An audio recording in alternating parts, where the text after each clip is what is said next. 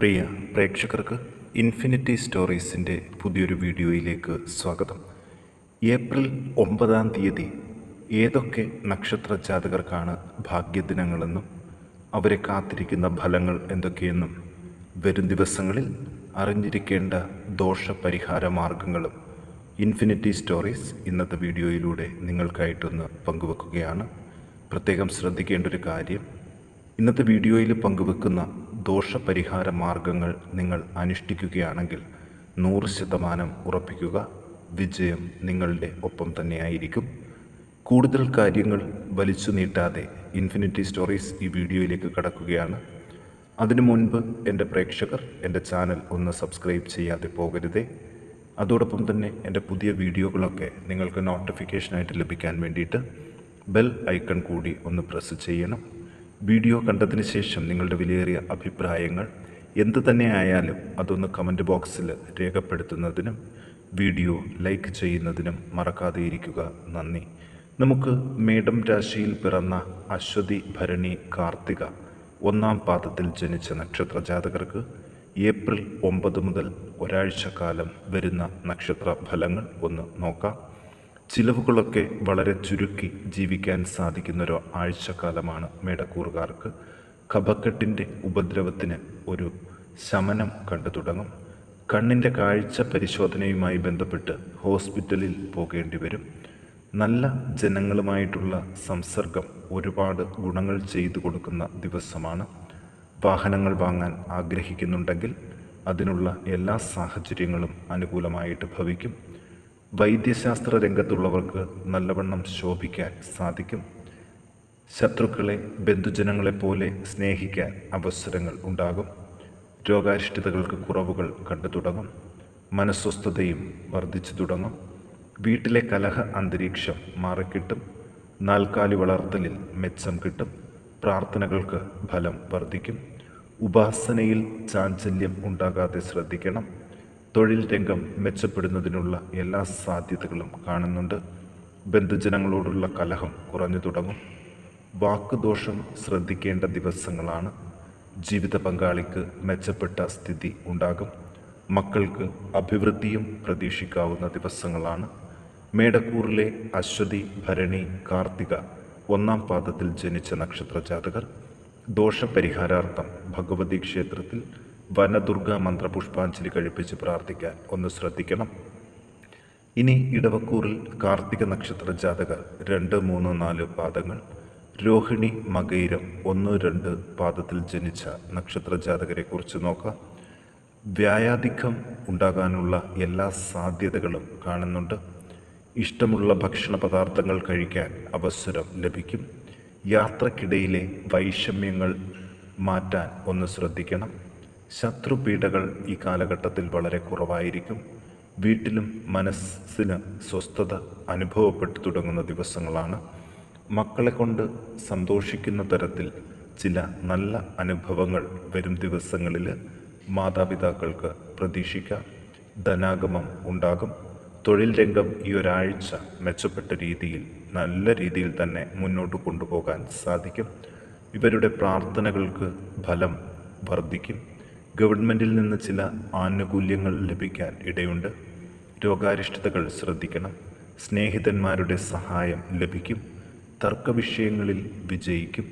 സൽക്കർമ്മങ്ങൾക്കായിട്ട് പണം ചിലവഴിക്കും. അതുപോലെ തന്നെ ദുഷ്കീർത്തിക്ക് സാധ്യതയുള്ളതുകൊണ്ട് മോശം സുഹൃത്തുക്കളെ ഒഴിവാക്കി നിർത്താൻ ഒന്ന് ശ്രദ്ധിക്കണം. തൊഴിൽ രംഗത്ത് അഭിവൃദ്ധിയുടെ കാലഘട്ടത്തിന് തുടക്കം കുറിക്കുകയാണ്. അമ്മയ്ക്കും നല്ല അനുഭവങ്ങൾ ലഭിക്കും. സഹായികൾ മൂലം ധനനേട്ടം ഉണ്ടാകാനും സാധ്യതയുണ്ട്. ദോഷപരിഹാരാർത്ഥം ഗണപതി ഹോമം കഴിപ്പിച്ച് പ്രാർത്ഥിക്കാൻ ഒന്ന് ശ്രദ്ധിക്കുക. ഇനി മിഥുനക്കൂറിൽ മകയിരം 3, 4 പാദങ്ങൾ, തിരുവാതിര, പുണർദം 1, 2, 3 പാദത്തിൽ ജനിച്ച നക്ഷത്ര ജാതകരെ കുറിച്ച് നോക്കാം. ധനലാഭങ്ങൾ എത്രത്തോളം ഉണ്ടാക്കാൻ സാധിക്കുന്നൊരു സമയമാണ് എന്ന് ഇവർക്കറിയില്ല. അത് മുൻകൂട്ടി മനസ്സിലാക്കാൻ വേണ്ടിയാണ് നിങ്ങൾക്കായിട്ട് പങ്കുവെക്കുന്നത്. വരുന്നൊരാഴ്ചക്കാലം നിങ്ങൾക്ക് കൂടുതൽ ധനനേട്ടങ്ങൾ ഉണ്ടാക്കാൻ പല മാർഗങ്ങൾ നിങ്ങൾക്ക് ലഭിക്കും. അത് വേണ്ട രീതിയിൽ വിനിയോഗിക്കാൻ ശ്രദ്ധിക്കണം. തൊഴിൽ രംഗവും മെച്ചപ്പെടുന്നതിനുള്ള എല്ലാ സാധ്യതകളും ഇവർക്കൊപ്പം തന്നെയാണ്. പുതിയ തൊഴിൽ ലഭിക്കാനും സാധ്യതകൾ കാണുന്നുണ്ട്. സർക്കാർ ഉദ്യോഗം വരെ ലഭിക്കാനുള്ളൊരു ഭാഗ്യം ഈ ഒരാഴ്ചക്കാലം ഇവരിൽ കാണുന്നുണ്ട്. ശരീരക്ലേശങ്ങൾ കുറഞ്ഞു തുടങ്ങും. കഠിനാധ്വാനം ചെയ്യേണ്ടതായിട്ട് വരും. സഹോദരങ്ങൾ അകറ്റി നിർത്താൻ ശ്രമിക്കുന്നൊരു സാഹചര്യവും ഉണ്ട്. നല്ല കർമ്മങ്ങൾക്കായിട്ട് പണം ചിലവഴിക്കും. സജ്ജനങ്ങളുമായിട്ട് ഇടപഴകാൻ സാധിക്കും. വാഹനങ്ങൾ വാങ്ങാൻ പറ്റിയ സമയമാണ്. ചില യാത്രകൾ ആവശ്യമായിട്ട് വരും. കായികാഭ്യാസ പ്രകടനങ്ങളിൽ താൽപ്പര്യം കൂടും. എല്ലായിടത്തും വിജയം നേടാൻ സാധിക്കും. നല്ല വാക്കുകൾ കൊണ്ട് മറ്റുള്ളവരുടെ പ്രീതി നേടാൻ ശ്രദ്ധിക്കണം. മൂത്രാശയബന്ധിയായിട്ടുള്ള രോഗങ്ങളും ശ്രദ്ധിക്കണം. ദോഷപരിഹാരാർത്ഥം ഭഗവതി ക്ഷേത്രത്തിൽ ഐക്യമത്യ സൂക്ത പുഷ്പാഞ്ജലി കഴിപ്പിച്ച് പ്രാർത്ഥിക്കാൻ പ്രത്യേകം ശ്രദ്ധിക്കുക. ഇനി കർക്കിടകക്കൂറിൽ പിറന്ന പുണർദം 4-ാം പാദം, പൂയം, ആയില്യം നക്ഷത്രജാതകരെക്കുറിച്ച് ഒന്ന് നോക്കാം. പല വിധത്തിലുള്ള സന്തോഷ അനുഭവങ്ങൾക്കിടയുണ്ടാകും. മരണതുല്യമായ അവസ്ഥകളെ നിഷ്പ്രയാസം അതിജീവിക്കും. വ്രണങ്ങൾ, രക്തബന്ധിയായ അസുഖങ്ങൾ എന്നിവ മനോവിഷമം വർദ്ധിപ്പിക്കാൻ സാധ്യതയുണ്ട്. ധനലാഭം പ്രതീക്ഷിക്കാം. ധർമ്മകാര്യ പ്രവർത്തനങ്ങൾ ഭംഗിയായിട്ട് നടത്താൻ ആകും. ഉപാസനകൾക്ക് ഭംഗം വരാതിരിക്കാൻ പ്രത്യേകം ശ്രദ്ധിക്കണം. സഹോദര ബന്ധങ്ങൾ വഷളാകാതിരിക്കാനും ശ്രദ്ധിക്കണം. ദാമ്പത്യ കലഹങ്ങളെ അതിജീവിക്കാൻ സാധിക്കും. ഗൃഹനിർമ്മാണം തുടങ്ങാൻ നല്ല സമയമാണ്. കൊടുക്കൽ വാങ്ങലുകളിൽ വലിയ ലാഭം കിട്ടുകയും ചെയ്യും. തൊഴിൽ രംഗം മെച്ചപ്പെടും. വാക്കുദോഷ നിമിത്തം കലഹങ്ങൾ ഉണ്ടാകാതിരിക്കാൻ ശ്രദ്ധിക്കണം. വിവാഹ ആലോചനകളിലെ തടസ്സങ്ങളും നീങ്ങിക്കിട്ടുന്നതാണ്. ഇവർ ദോഷപരിഹാരാർത്ഥം ശിവങ്കൽ മൃത്യുഞ്ജയ മന്ത്ര പുഷ്പാഞ്ജലി കഴിപ്പിച്ച് പ്രാർത്ഥിക്കാൻ പ്രത്യേകം ശ്രദ്ധിക്കുക. ഇനി നമുക്ക് ചിങ്ങക്കൂറിൽ പിറന്ന മകം, പൂരം, ഉത്രം 1-ാം പാദത്തിൽ ജനിച്ച നക്ഷത്രജാതകരെ കുറിച്ച് നോക്കാം. സാമ്പത്തിക ബുദ്ധിമുട്ടുകൾ അതിജീവിക്കാൻ പല മാർഗങ്ങളും ഏപ്രിൽ 9 മുതൽ ഇവർക്ക് ലഭിക്കും. വിദ്യാഭ്യാസത്തിലെ തടസ്സക്ലേശങ്ങൾ അതിജീവിക്കും. സർക്കാർ സ്ഥാപനങ്ങളിൽ നിന്ന് കാര്യങ്ങൾ അനുകൂലമായിട്ട് വരും. ഭാര്യാഭർത്തൃ കലഹങ്ങളും അതിജീവിക്കും. നേത്രരോഗം, ഉദരരോഗം ഇവ ശ്രദ്ധിക്കണം. വാദബന്ധിയായ അസുഖങ്ങൾക്ക് ശമനം കാണും. മക്കൾക്ക് ക്ഷേമ ഐശ്വര്യവും ഉണ്ടാകും. പുതിയ ഗൃഹഭാഗ്യം ഇവരെ കാത്തിരിക്കുന്നുണ്ട്. പലവിധ സുഖ അനുഭവങ്ങളും ഇവർക്ക് ലഭിക്കും. വിവാഹ ആലോചനകൾ ഉറപ്പിക്കാൻ നല്ല ദിവസങ്ങളാണ് ഈ ഒരാഴ്ചക്കാലം. നാൽക്കാലി വളർത്തൽ ലാഭകരമാകും. തൊഴിൽ രംഗം പുഷ്ടിപ്പെടും. ധനത്തെ സംബന്ധിച്ചിട്ടുള്ള കലഹങ്ങൾ അതിജീവിക്കാനായിട്ട് ശ്രദ്ധിക്കണം. മക്കൾക്കുള്ള മനക്ലേശങ്ങളും മാറിക്കിട്ടും. ദോഷപരിഹാരാർത്ഥം വിദ്യാർത്ഥികൾ ഭഗവതി ക്ഷേത്രത്തിൽ ശ്രീ വിദ്യാമന്ത്ര പുഷ്പാഞ്ജലിയും മറ്റുള്ളവർ ത്രിപുര സുന്ദരി മന്ത്രപുഷ്പാഞ്ജലിയും കഴിപ്പിച്ച് പ്രാർത്ഥിക്കണം. ഇനി കന്നിക്കൂറിൽ ഉത്രം, അത്തം, ചിത്തിര നക്ഷത്രജാതകരെക്കുറിച്ച് നോക്കാം. സന്തോഷം നിറഞ്ഞൊരു മുഖഭാവമായിരിക്കും വരും ദിവസങ്ങളിൽ. അപ്രതീക്ഷിത ധനാഗമങ്ങൾ, സ്വർണ്ണാഭരണങ്ങൾ വാങ്ങാൻ അവസരം എന്നിവ ലഭിക്കും. എപ്പോഴും കലഹഭയം മനസ്സിനെ അലട്ടാൻ സാധ്യതകൾ കൂടുതലാണ്.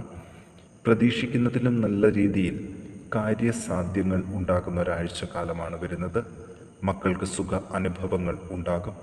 ത്വക്കുരോഗം, ഉദരവ്യാധി, വായുകോപം ഇവ ശ്രദ്ധിക്കണം. കഠിനമായ ദുഃഖ അനുഭവങ്ങളും ഉണ്ടാകും. ശരീരക്ഷീണം അതിജീവിക്കാൻ സാധിക്കും. ബന്ധനാവസ്ഥയിൽ നിന്ന് മുക്തി നേടാൻ സാധിക്കും. കുടുംബത്തിൽ സ്ത്രീജനങ്ങളെ കൊണ്ട് കുറച്ച് സാമ്പത്തിക നേട്ടങ്ങൾ ഉണ്ടാക്കാൻ സാധിക്കും. തൊഴിൽ രംഗം മെച്ചപ്പെടുന്നതിനുള്ള എല്ലാ ഭാഗ്യവും ഇവർക്ക് ലഭിക്കുകയാണ്. വിദ്യാഭ്യാസത്തിലെ തടസ്സങ്ങളും മാറിക്കിട്ടും. ഇവർ ദോഷപരിഹാരാർത്ഥം സുബ്രഹ്മണ്യന് പാലഭിഷേകവും കർപ്പൂര ആരാധനയും നടത്തി പ്രാർത്ഥിക്കാൻ പ്രത്യേകം ശ്രദ്ധിക്കുക. ഇനി തുലാക്കൂറിലെ ചിത്തിര, ചോതി, വിശാഖം നക്ഷത്രജാതകരെക്കുറിച്ചൊന്ന് നോക്കാം. മനസ്വസ്ഥത കൂടുതലായിട്ട് ലഭിക്കുന്ന ദിവസങ്ങളാണ്. ദുഷ്ചിന്തകൾ കൂടുതലാകും. രോഗാരിഷ്ഠിതകളും ദുഃഖ അനുഭവങ്ങളും മാറിക്കിട്ടും. മക്കളുടെ ആരോഗ്യത്തെക്കുറിച്ചുള്ള ആശങ്ക വേണ്ട. ബുദ്ധിസാമർഥ്യവും വാക്സാമർഥ്യവും കൊണ്ട് കാര്യങ്ങൾ നടത്താനാകും. ശത്രുക്കളിൽ നിന്നുള്ള ഉപദ്രവം കുറഞ്ഞു തുടങ്ങും. അർശോരോഗം, മൂത്രാശയബന്ധിയായ അസുഖങ്ങൾ ഇവ പ്രത്യേകം ശ്രദ്ധിക്കണം. വേണമെങ്കിൽ ശസ്ത്രക്രിയ നടത്താം. കച്ചവടത്തിൽ ലാഭം പ്രതീക്ഷിക്കാം. ചില ആവശ്യങ്ങളുമായിട്ട് ബന്ധപ്പെട്ട് ദൂരയാത്രകളും ആവശ്യമായിട്ട് വരും. പാപകർമ്മങ്ങളെയും സത്യത്തെയും മറച്ചുവെച്ച് ദുഷ്പ്രവർത്തികൾ ചെയ്യാതിരിക്കാൻ ഒന്ന് ശ്രദ്ധിക്കണം. ദോഷപരിഹാരാർത്ഥം ഭഗവതി ക്ഷേത്രത്തിൽ ശത്രുതാ സംഹാര മന്ത്ര പുഷ്പാഞ്ജലി കഴിപ്പിച്ച് പ്രാർത്ഥിക്കാൻ തുലാക്കൂറിലെ ചിത്തിര ചോതി വിശാഖം നക്ഷത്ര ജാതകർ പ്രത്യേകം ശ്രദ്ധിക്കുക.